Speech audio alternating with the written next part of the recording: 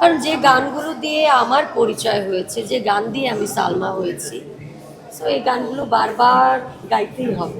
সংস্কৃতি দাদা এমনভাবে তুলে ধরছে বাংলা সংস্কৃতি, কারণ আসলেই ধন্যবাদ দিতেই হয় তাকে এবং বেলগো বাংলা কালচারাল অ্যাসোসিয়েশন, এবং তাদের মাধ্যমেই এখন নতুন প্রজন্ম থেকে শুরু করে অনেক সিনিয়র আর্টিস্ট যারা আগেও গিয়েছেন, তা আমার অনেক বছর পরে যাওয়া হলো এবং অনেক যে ব্যাপারটা আমার কাছে খুবই ভালো লেগেছে, যে ছোটবেলায় যে ভালোবাসাটা আমি পেয়েছিলাম ঠিক সেম এত বছর পরে যাওয়ার পরে ভালোবাসার কোনো কমতি ছিল না।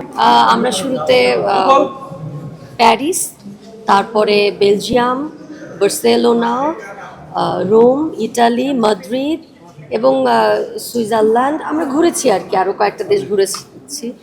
সব কিছু মিলিয়ে সব থেকে বড় কথা যে আমাদের দেশে যেমন ব্যস্ততা থাকে সাধারণ আমরা যারা আছি কাজ করছি, দেশের বাইরের সিচুয়েশনটা কিন্তু টোটালি ডিফারেন্ট।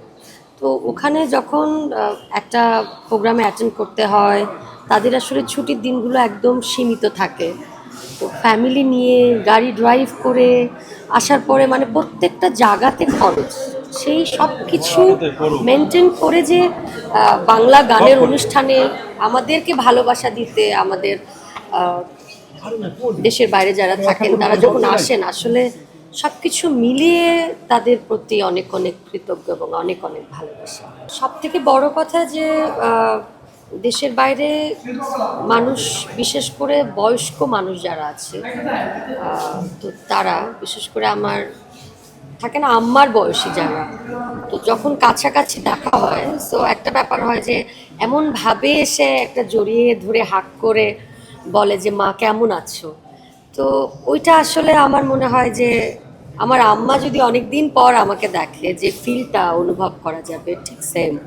তো এই কারণেই আসলে দেশের বাইরে যখন যায় এবং এই ভালোবাসাটা পায়, যে তাদের চোখের মধ্যে নিজের সন্তান বা নিজের মেয়ে বা নিজের দেশকে ভালোবাসার যে একটা থাকে না, যে অনেক দিন নিজের দেশকে দেখি নাই, নিজের গ্রামের বাড়ি দেখিনি।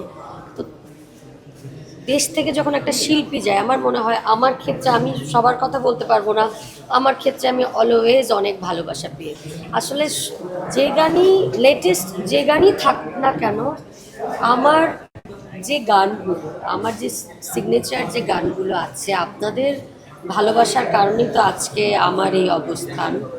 তো আমি বলবো যে আমি যদি একদম বুড়িও হয়ে যায় আজকে থেকে আরও 20 বছর পরে, যখন আমার বয়স আরও বেড়ে যাবে, তখনও আমার মনে হয় যে আমার গানগুলো রিকোয়েস্ট করা হবে। এই মুহূর্তে আমার ভোকাল শুনে বোধহয় বুঝতে পারছো, কালকেও আমার বাসায় অনেক হ্যাং আউট হয়েছে, সব কিছু মিলিয়ে ভোকালটার যে অবস্থা। তবে আমি একটা বিচ্ছেদ গান অবশ্যই শোনাতে পারি।